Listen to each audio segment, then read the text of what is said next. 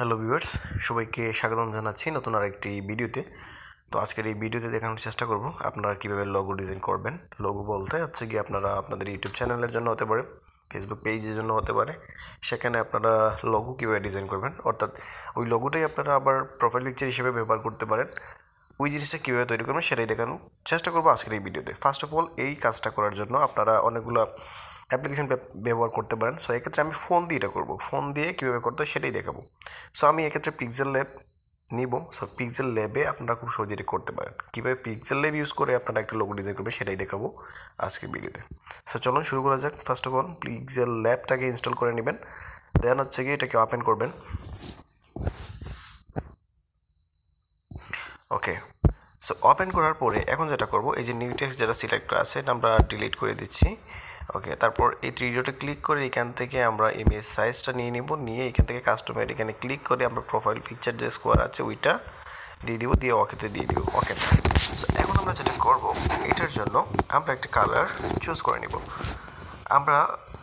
আচ্ছা, কালারটা আমরা পরে নিচ্ছি। ফার্স্ট অফ অল খুবই সিম্পল ওয়েতে কীভাবে করবেন সেটা দেখানোর চেষ্টা করব। ফার্স্ট অফ অল মনে করেন এখান থেকে আমরা একটা টেক্সট নেব।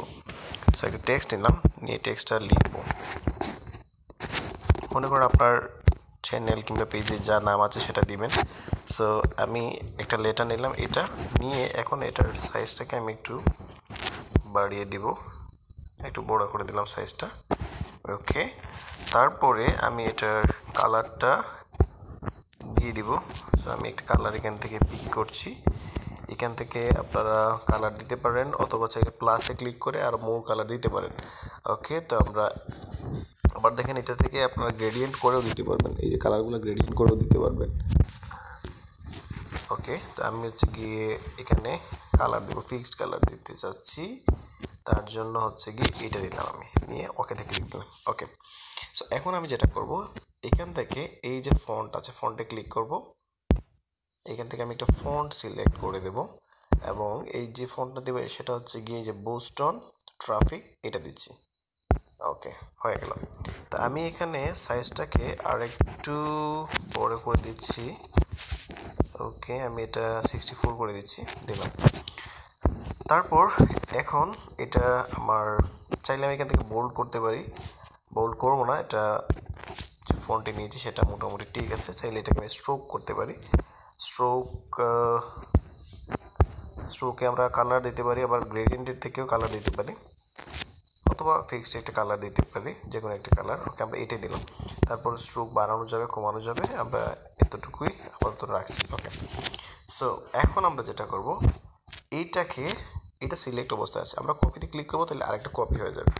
আমরা এটাকে টেনে এটার পাশে নিয়ে আসলাম। এখন যেটা করবো, এটার উপর ডাবল ট্যাপ করবো এবং এটা কেটে দিয়ে আমরা এটা অন্য একটা লেটার নিচ্ছি, এল। এখন আমরা এটার আবার কালার পরিবর্তন করে দেব, কালারে গেলাম, গিয়ে এটা আমরা রেড করে দেবো। এটা রেড হয়নি, আমরা একটু রেড টাইপের, আচ্ছা এই কালারটা বেস্ট, এটাই দিচ্ছি। ওকে, দিয়ে দিলাম। তারপর আমরা যেটা করব, আরেকটা কপি করব, কপি করে সহজে এখানে নিয়ে আসতে পারি আমরা এভাবে ড্র্যাগ এন্ড ড্রপ করে। দেন আবার এটার উপর ডাবল ক্লিক করব, ক্লিক করে আমরা দিয়ে দিলাম, অর্থাৎ আমার চ্যানেলের যে নাম থাকবে সেটার ফার্স্ট 3টা লেটার আমি এখানে নিয়ে আসছি, এবং এটা ওকে ওকে দিলাম। এখন আমি যেটা করব, এটার কালারটাকে আমি একটু চেঞ্জ করে দিব। সো কালারে চলে গেলাম, এখন ওই আগের কালারটাই আমি চুজ করব এখানে।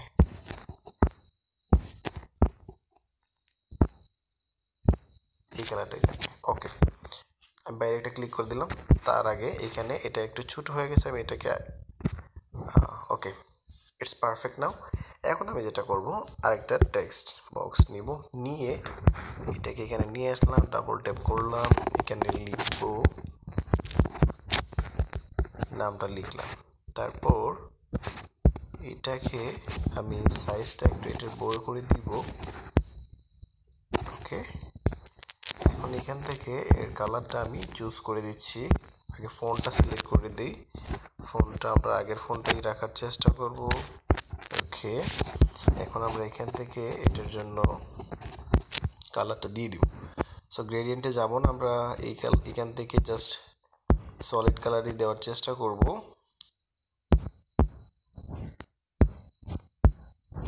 আচ্ছা এটাই থাক। তো এটা আমি হচ্ছে গিয়ে এইখানে নিয়ে আসবো।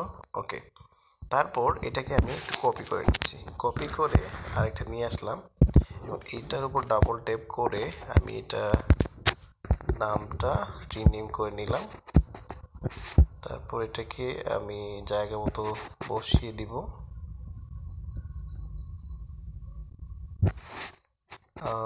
ওকে, এখন কালারটা পরিবর্তন করে দিব। এইখান থেকে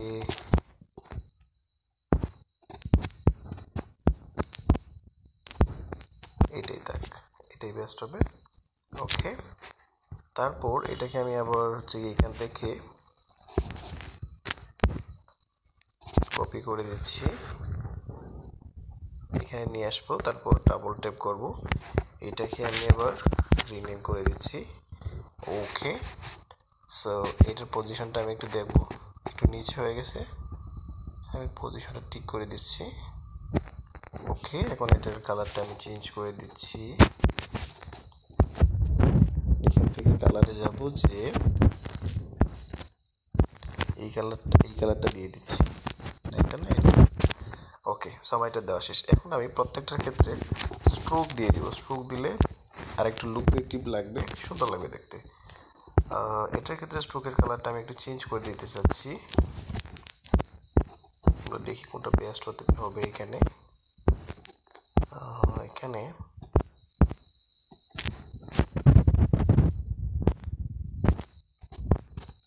ব্ল্যাকটাই হচ্ছে বেস্ট, তাহলে এই ব্ল্যাকটাই থাকুক। এটার ক্ষেত্রে আমরা স্ট্রোক দিয়ে দিব, এটার ক্ষেত্রে আমরা স্ট্রোক দিয়ে দিচ্ছি, এটা এনাবল করে দিলে স্ট্রোকটা অ্যাক্টিভ হয়ে যাবে। এখন আমরা উপরের যেটা আছে ডিটাকে টেনে আর একটু এদিকে নিয়ে আসছি, এলটাকে টেনে আমরা একটু মাঝামাঝি নিয়ে আসবো। আমার কাছে মনে হচ্ছে এটা এখন পারফেক্ট। এখন আমরা যেটা করব, এইটাকে এই লেয়ারে ক্লিক করব, ক্লিক করে এই যে বাটনটা এটাতে ক্লিক করব। এখন সবগুলোকে আমি সিলেক্ট করে দিচ্ছি, দিয়ে আমি এই যে মাঝখানের যেটা আছে এটাতে ক্লিক করে দিলে এটা গ্রুপ হয়ে যাবে, মানে মার্জ হয়ে যাবে। আমি মার্জ করে দিচ্ছি, কেন করলাম এটা এখন আমরা দেখব। এখন আমরা এই মার্জটাকে এখানে ক্লিক করছি, এটার রিলেটিভ পজিশনে ক্লিক করব, তারপর এটাতে একটা ক্লিক করব, এটাতে একটা ক্লিক করব, তাহলে এটা সেন্টারে চলে আসবে। ওকেতে দিয়ে দিচ্ছি। এখন আমি যেটা করব, এই যে লেয়ারটা আছে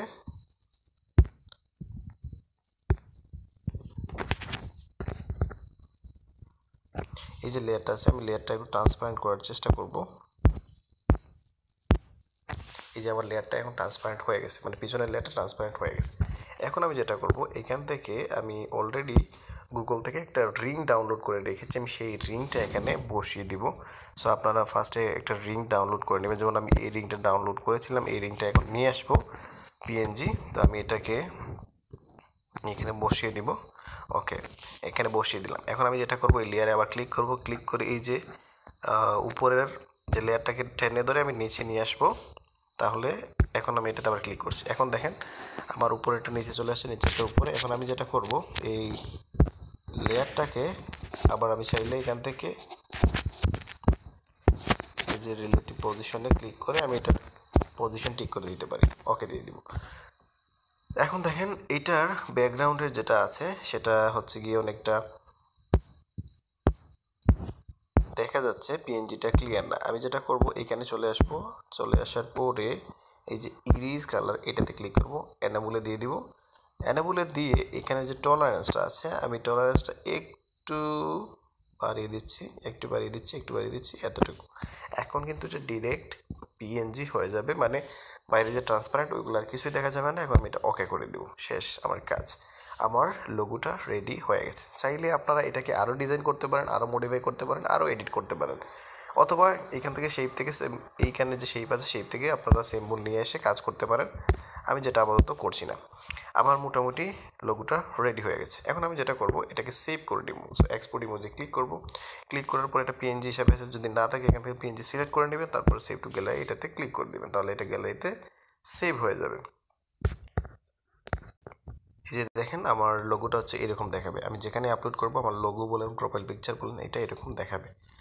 সো আশা করি বুঝতে পেরেছেন কীভাবে আপনারা আপনাদের ইউটিউব কিংবা ফেসবুক পেজ এগুলোর জন্য লোগো ডিজাইন করতে পারেন।